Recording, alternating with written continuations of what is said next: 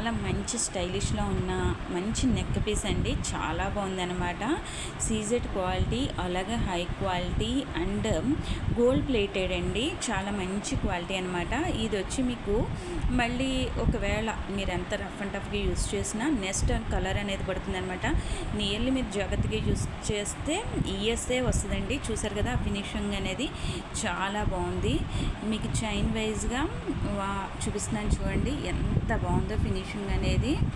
Full neck సెట్కి వస్తుంది అనమాట. చాలా బాగుంది, చాలా డిఫరెంట్ అండి.